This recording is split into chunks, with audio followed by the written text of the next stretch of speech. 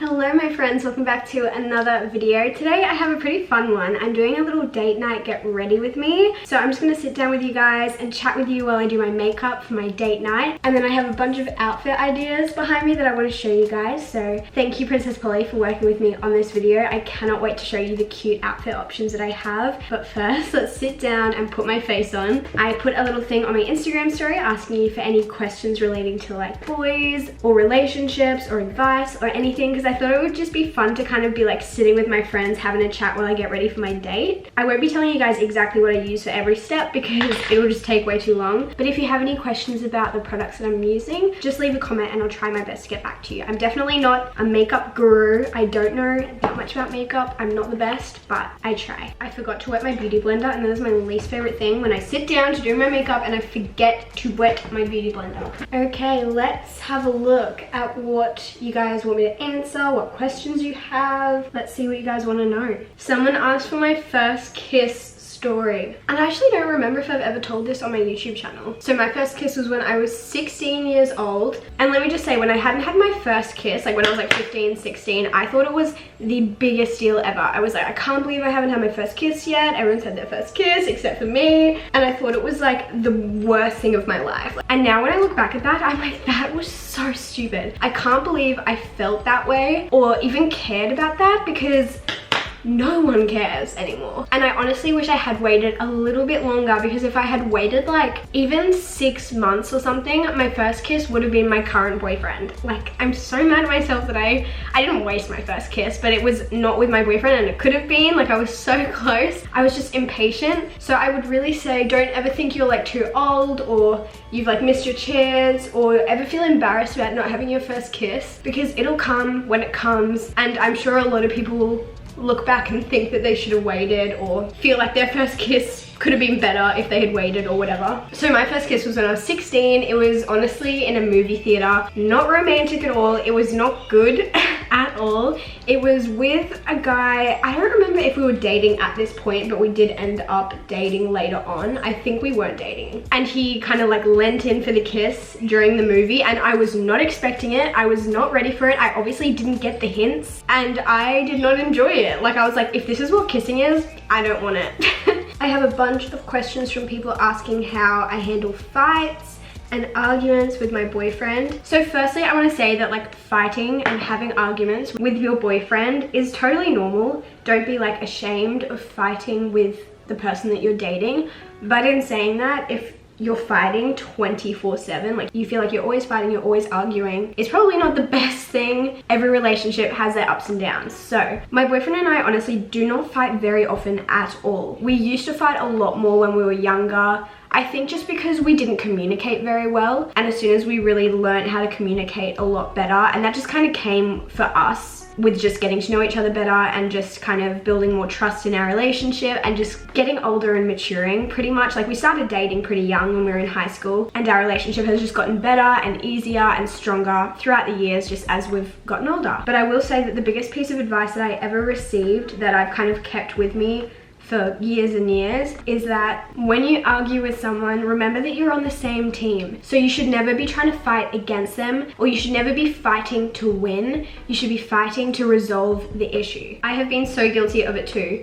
But I think that we often fight because we want to win the argument, we want to get our point across, we want to be heard, when in reality the reason why we should be fighting is to resolve the issue and to fix the problem, not to be the one who's right. And as soon as you realize that you're on the same team, it just changes the whole way that you argue. Another thing that I've learned for arguments is that you can't control how the other person will react, but you can control how you will react. And if you set the tone for how you want the argument to go, it often goes a lot better. So if you don't want to have like a screaming match and you want to be able to be heard and you want to be listened to, then make sure you listen to the other person, even if you think they're wrong.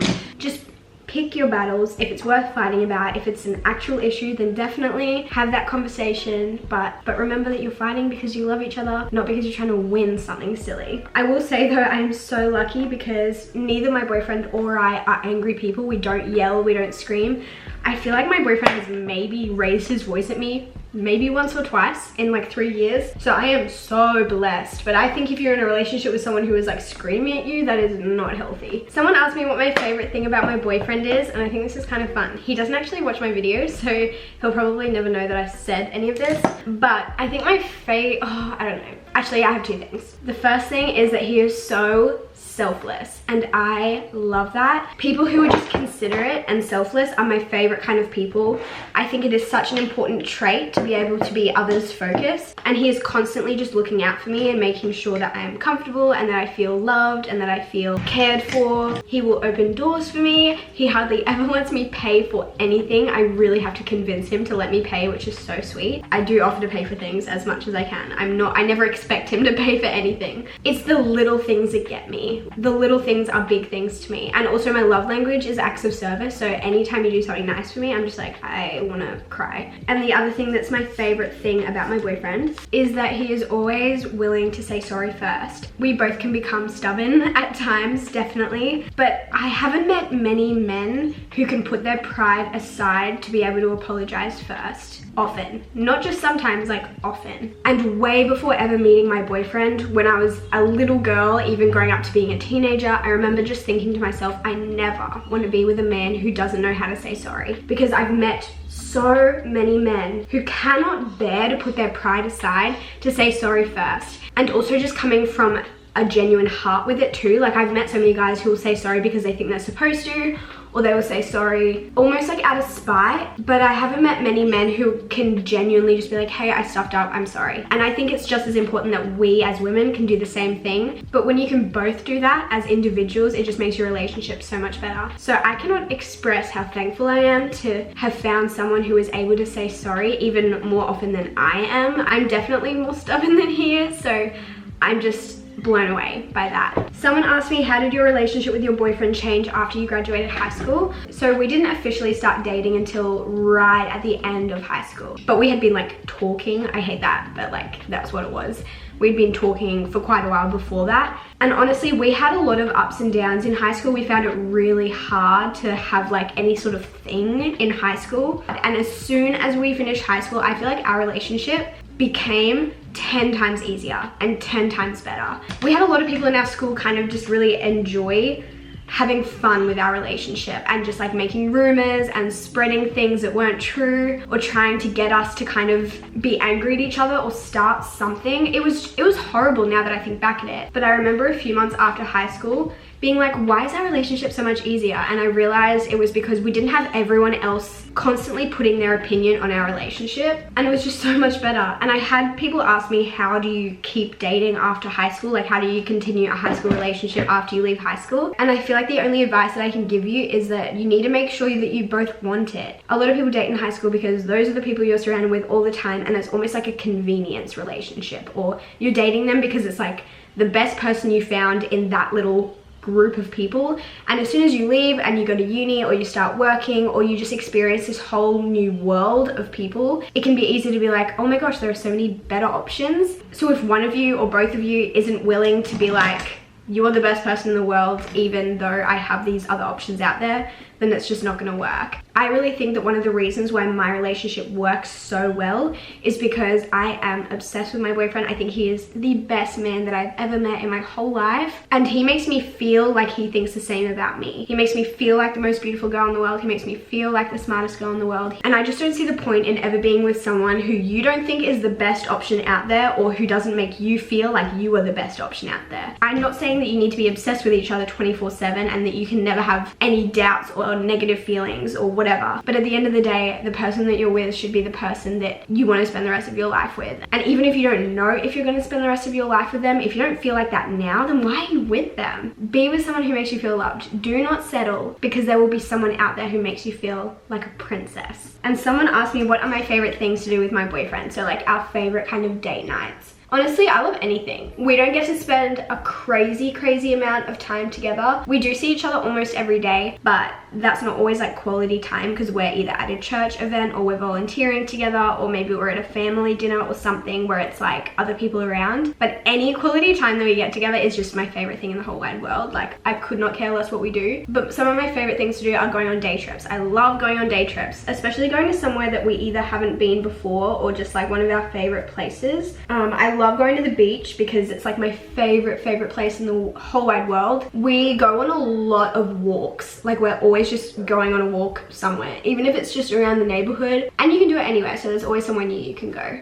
I really love anything. I think I just like switching it up. I don't like doing the same thing every single time, so we always try to go to somewhere we either haven't been in a while or somewhere completely new, and I think that's what keeps things fun. But this is my final makeup. Nothing crazy, but just something that makes me feel kind of special. But I thought it would be really fun to create a bunch of outfit ideas for you, to give you some inspo if you may be heading out on a Valentine's date really soon, because that's coming up, or if you're just heading out with the gals, want some outfit inspo. I don't know. I've got like 4 or 5 outfits for like 4 or 5 different occasions. So I have some more casual ones, I have some more fancy ones, and hopefully there's something for everyone here. Everything I'm going to show you is from Princess Polly, and I have a little sneaky discount for you guys, so you can use the code LOVERC20 for 20% off your order. And if you order it soon, you'll probably get it before Valentine's Day. So let me show you guys the outfits that I picked out, and let me know which one's your favorite or which one you think I should wear on Valentine's Day. So here is the first outfit. I just think this is a super cute and casual outfit. It's pretty playful and fun. I think this would be super cute if you had a picnic, or if you were doing something a little bit more active, even like going to an arcade or something. This could be cute. I think the Converse are a really fun addition, and I also have these shorts in 2 different colors now. They are so comfy, such a good length, and really cute too.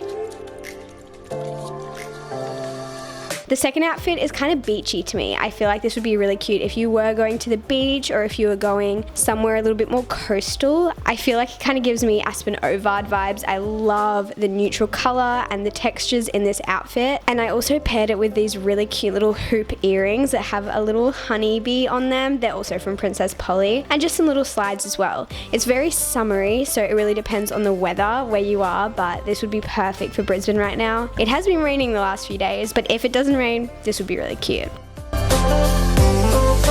This outfit is one of my faves. I think this is adorable. I can imagine wearing this into the city, or to go to a museum or an art gallery or something. It could be really cute. This sweater is the softest sweater I have ever owned in my whole life. It is so fluffy and soft. It also comes in pink, which I may have to get my hands on. And the skirt is just really cute and casual, but could be dressed up or down, this outfit probably. I've dressed it down here with some Doc Martens, and this is just really adorable. I feel so cute wearing this outfit.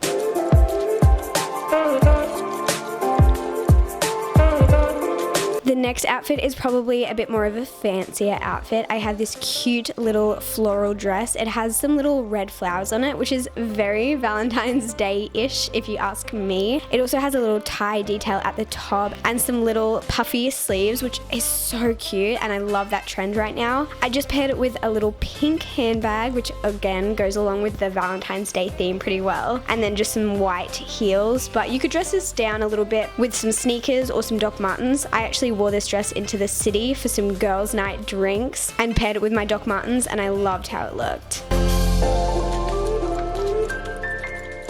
For my last outfit, I have 2 different versions to show you. So this is the first version. I'm just wearing my new favorite jeans from Princess Polly. I love these. They fit like a glove. Size 8, I'll link them down below for you guys. And I've paired them with some tan heels and a little white top. The classic jeans and a nice top outfit. This is a bit more of a summery version of the outfit, because at least for me, it is still pretty hot in Queensland. But I have got another version of this outfit if it is a bit colder where you live. But I think this is such a cute outfit. And it could also be worn on many different events or occasions, because it is a little bit dressed up but still overall pretty cash.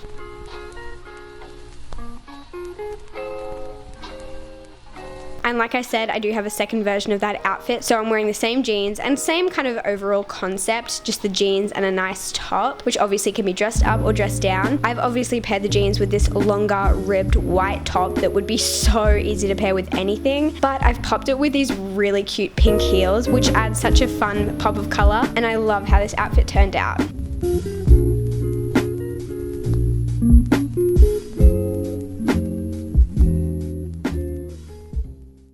those are all the outfits that I had to show you guys today. I will link all of the items as well as the sizes that I had and everything down below, and a link to the Princess Polly website. Remember, you can use my discount code LOVERC20 for 20% off your order, and I hope you all have a really fun Valentine's Day or Galentine's Day, whatever you want to do, and I will see you guys very soon in my next video. Goodbye.